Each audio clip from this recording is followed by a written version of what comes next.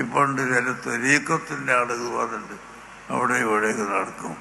അവൽ മുതൽ ആഖിർ വരെ ഗൈബത്ത് അറിയാല, ആലിമീങ്ങളെ ഗൈബത്ത് അറിയാൽ. ഇതെന്ത് തരീക്കത്താ? ഗൈബത്തിൻ്റെ തരീക്കത്ത് എന്ത് തരീക്കത്താ?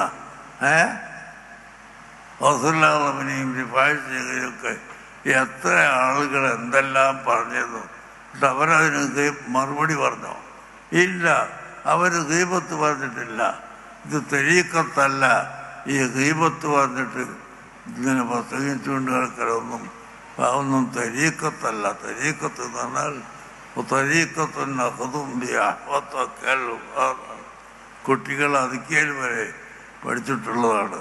സൂക്ഷ്മത അവൻ്റെ നടത്തത്തിലും ഇരുത്തത്തിലും ഭക്ഷണം കഴിക്കുന്നതിലും സംസാരിക്കുന്നതിലും എല്ലാ തരത്തിലും സൂക്ഷ്മത പാലിക്കുന്നവൻ. ആ പാലിക്കലാണ് തരീക്കത്ത്. അതാണ് ഔലിയാക്കന്മാർ പറഞ്ഞു കൊടുക്കുന്ന തരീക്കത്ത്.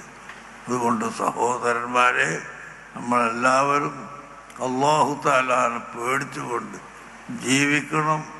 5 വഖത്ത് നിസ്കാരം ഒരൊറ്റ കുട്ടിയും ഖളാ ആക്കരുത് എന്ന് ഞാൻ എൻ്റെ കാരണന്മാരോടും ചെറുപ്പക്കാരോടൊക്കെ പറയുന്നു.